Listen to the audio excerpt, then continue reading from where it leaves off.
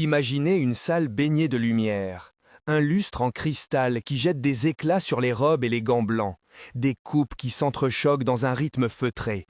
Au centre de ce décor, sous les regards admiratifs et les téléphones levés, une femme glousse, le sourire poli mais acquis. Isadora Montero, la fiancée. À sa droite, Eduardo, en costume neuf, hésite comme si une partie de lui n'était pas tout à fait présente. À la table d'honneur, une chaise modeste, un peu éraflée, accueille Donna Marlène. Ce soir est censé être la célébration d'un avenir commun, du moins selon le programme que tout le monde a appris à réciter. Alors Isadora se lève pour son discours. Ses mots commencent comme une caresse, des remerciements calculés, des clins d'œil aux alliances, puis glissent vers l'impensable, un compliment qui se transforme en une injonction à se séparer, et enfin en une phrase sèche, tranchante, prononcée devant 100 visages polis et quelques amis plus lucides. La phrase trouve l'air comme une pierre lancée dans une vitre. « Ma belle-mère, elle n'a pas sa place ici, ce n'est pas son monde. » Le silence retombe. Plutôt qu'un choc, c'est un vide. On entend le cliquetis d'une flûte de champagne, comme si l'argenterie tentait de recoller le tissu déchiré d'une soirée trop soigneusement présentée.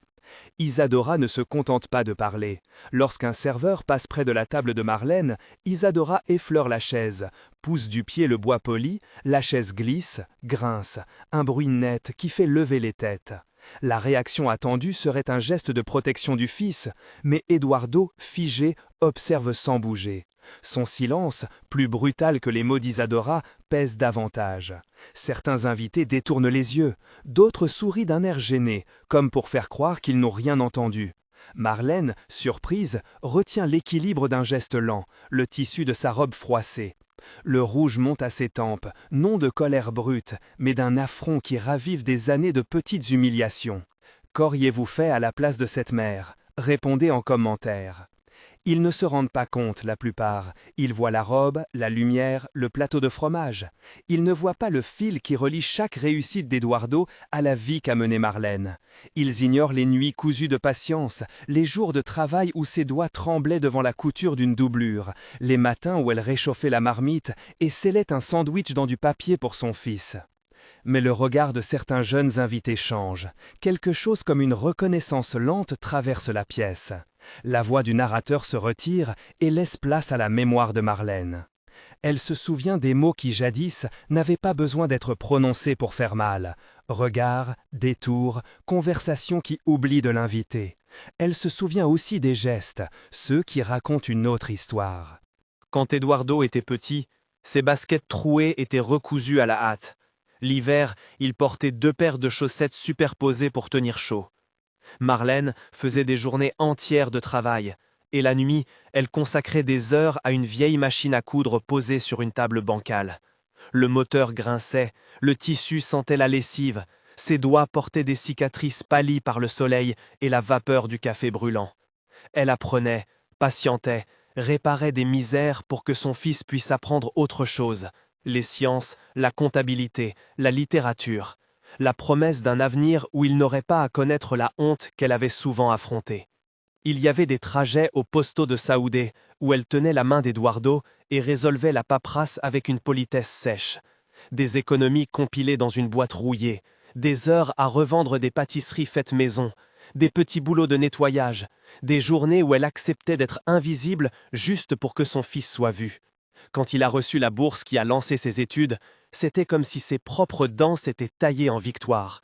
Elle souriait sans dire que chaque centime venait d'un effort quotidien, d'un sacrifice invisible. Elle savait que la résilience n'était pas un mot, mais une manière de vivre. Retour dans la salle. La réception continue, mais quelque chose a changé.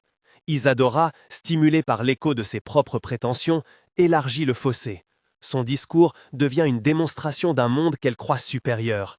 Elle parle des alliances, de la famille Montero, des attentes sociales, des noms qui ouvrent les bonnes portes. Ses tournures sont polies mais glacées, ses anecdotes ciselées pour flatter les gens les plus brillants, et elle laisse tomber, volontaire ou non, toute trace d'empathie. Les rires feutrés suivent ses phrases comme un cortège de certitudes. Un vieux oncle fait une moue, une cousine échange un regard avec un serveur.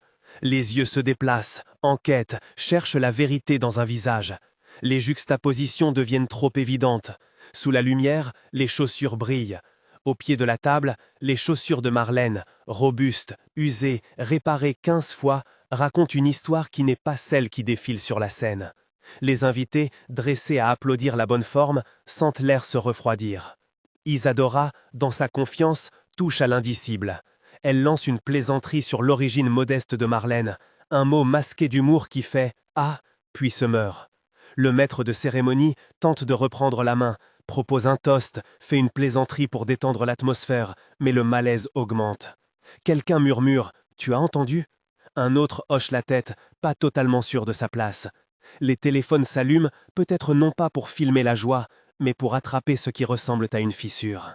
Et puis la scène bascule, parce que Marlène, qui jusqu'ici avait retenu ses gestes comme on retient un chagrin pour ne pas déranger le monde, se lève. Ce n'est pas un mouvement théâtral, c'est un acte simple. Elle prend le micro que le maître de cérémonie lui tend, un peu étonné. Sa main effleure le métal froid du micro. Pour un instant, on croit qu'elle va s'excuser, fuir, remercier pour l'invitation, et puis la voix arrive, posée, sans cri, mais claire comme un couteau qui tranche l'air. Elle commence sans prononcer de colère. Sa voix est celle de ceux qui ont appris à compter autrement. Ce que vous admirez ce soir, dit-elle, ne m'est pas tombé du ciel. Elle ne cherche pas à faire pleurer, elle ne réclame pas vengeance. Elle rend visible ce qui a été caché parce que la vérité, mise à jour, change la direction du regard. Elle parle du petit appartement qui sentait le savon, des matins où son fils partait à l'école, la capuche remontée, des poches cousues, de la boîte où elle économisait les pièces. Elle parle des nuits à la machine à coudre, des doigts brûlés par la vapeur d'un fer à repasser, de la fois où elle a vendu un bijou pour payer un examen, de ces jours où elle a dit oui à un travail humiliant pour que le sol de la maison retienne la famille. Sa parole n'accuse pas pour blesser, elle révèle pour humaniser. Quand elle prononce le nom de son fils, il y a dans sa voix une tendresse dure comme la pierre chauffée, un amour qui n'exige pas reconnaissance, mais qui, ce soir, mérite d'être entendu. Elle raconte comment il s'est levé aux premières heures de l'université, comment ses réussites ont été tissées par des heures où elle ne dormait pas.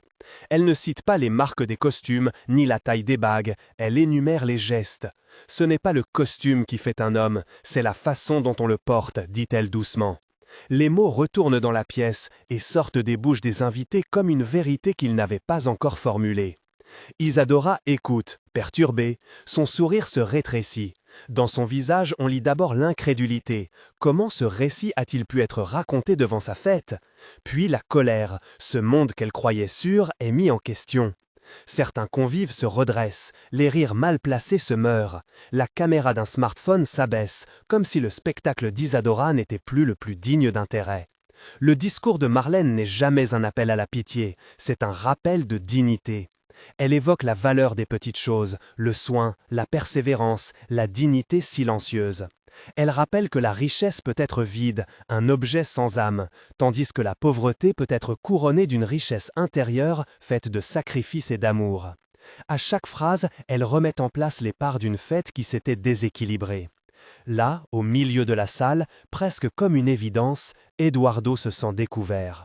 Il se voit avec autant d'exactitude qu'on pourrait voir une photo ancienne révélée dans un bain chimique. Il pense à la façon dont il a accepté ce silence en public, à la fois par confort, par peur du conflit, par un désir secret de ne plus être défini par l'origine. Il sent la honte venir, pas celle qui cède seulement à la pudeur, mais la honte qui ouvre les yeux. Il ne peut plus rester assis. Il se lève, le visage blanc, mais décidé. Il commence par regarder sa mère. Dans le tremblement de ses mains, dans le ton encore fragile, il trouve sa vérité. « Maman, je n'ai pas su te protéger. J'ai cru que me taire, c'était te faire gagner du respect. Je me trompais. Ce soir, je vois que j'ai été lâche. » Sa voix casse légèrement. Il reprend. « Isadora, j'ai laissé ta parole me protéger plutôt que de protéger celle qui m'a donné la vie. Je suis désolé. » Ce mot simple, sincère, s'étend dans la salle comme une autorisation. On peut désormais voir autrement. Pour Isadora, c'est un coup. Il n'est pas violent, il n'est pas destiné à humilier, mais c'est une rupture clinique. Les mots d'Eduardo manifestent une prise de responsabilité qui découpe leur relation comme un accord rompu. « Si tu ne peux pas accepter ma mère, dit-il, alors je dois prendre mes responsabilités pour ce que je suis. La phrase met fin au bal de l'apparence. Les convives, habitués aux romances bien consignées, restent muets. Ils observent l'homme qui choisit la vérité sur la convenance. Isadora, devant une perte soudaine de l'adhésion sociale qui la soutenait, recule. Il y a chez elle une fraction de lucidité. Elle comprend que son geste envers Marlène a été non seulement blessant, mais révélateur d'un refus d'humanité. Elle ne crie pas, son visage se ferme. La famille Montero échange des signes rapides. Un oncle tente de baisser la tension en proposant encore un toast, mais il sent la fragilité du moment. Certains invités se lèvent, d'autres affluent vers la sortie, inconfortables d'être témoins d'un pivot moral. Marlène ne jubile pas. La dignité retrouvée n'est pas une victoire triomphante, c'est une évidence paisible. Elle pose le micro et rend à son fils un sourire drôle, presque étonné. « Tu as fini par parler, dit-elle. J'attendais ce moment depuis longtemps. » Il sourit à son tour, mais avec une tristesse neuve. Il sait que des choses vont changer, que le futur qu'il avait pensé construit sur des certitudes extérieures doit être rebâti sur une honnêteté plus dure, mais plus vraie. Isadora se lève lentement, comme pour retenir quelque chose qui pourtant se dérobe. Son départ est silencieux. Elle quitte la salle sans éclat, accompagnée de regards qui ne lui rendent plus sa supériorité. Elle part sans renverser une seule chaise, sans jeter un dernier mot. Un murmure d'inquiétude court. Que restera-t-il de cette union? Les invités se dispersent, certains avec compassion, d'autres avec un sentiment frelaté d'avoir assisté à un spectacle hors programme. La nuit retombe sur les tables vides, sur les flûtes renversées, sur les miettes de conversations interrompues. Marlène et Eduardo restent. Ils ne disent pas beaucoup. Les gestes suffisent. Une main qui cherche une autre main. Un silence partagé comme une prière civile. Les applaudissements qui naissent ensuite ne sont pas pour la rupture, mais pour la vérité qui s'est imposée. Ils ne cherchent pas à humilier Isadora, ils veulent simplement reconnaître la force tranquille d'une femme qui a choisi la parole plutôt que la vengeance. Dans les jours qui suivent, la nouvelle circule dans des versions épurées. Certains la racontent comme une humiliation publique, d'autres y voient le courage d'une mère. Eduardo fait face au regard de sa communauté. On lui offre parfois l'admiration, parfois l'incompréhension. Il sait qu'il devra reconstruire des ponts, pas pour revenir à une image antérieure, mais pour vivre selon une clarté nouvelle. Il commence à rendre visite aux gens qui l'ont aidé autrefois, à parler de sa mère à ceux qui n'avaient qu'entendu son nom. Il se réconcilie avec des parties de lui-même. Marlène reprend son quotidien, mais avec une différence subtile. Désormais, quand elle marche dans la rue, les gens la regardent non comme une silhouette perdue, mais comme quelqu'un qui a été vu. Les mêmes mains qui jadis portaient des cicatrices sont regardées avec un nouveau respect. Les voisins la saluent, des employés du marché font un clin d'œil, une boutique lui offre une part du gâteau en signe de soutien. Rien de spectaculaire, simplement une reconnaissance qui s'ajoute aux gestes ordinaires. Le récit ne s'éteint pas en triomphe, il s'étend en réflexion. La vraie transformation ne se mesure pas par la chute d'une chaise, ni par la fuite d'une fiancée. Elle se mesure à la façon dont un homme choisit de nommer la vérité, à la manière dont une mère accepte de s'exposer pour rappeler les autres à l'humanité. C'est la reconstruction d'un lien familial sur la transparence plutôt que sur une image fabriquée. C'est l'idée peut-être que les grandes fêtes ne valent rien si elles effacent ce qui permet que la fête existe, le dévouement, l'amour et le courage de dire non à l'humiliation. Les jours suivants, Isadora n'apparaît plus dans les mêmes cercles. On murmure, on excuse, on oublie parfois. Sa famille tente de recoller une réputation. Mais la saleté morale d'un geste humiliant ne se nettoie pas facilement. La leçon pour certains est simple, l'arrogance a un prix. Pour d'autres, la leçon est plus complexe, la nécessité de regarder en face les histoires qui vous entourent, même quand elles contredisent votre confort.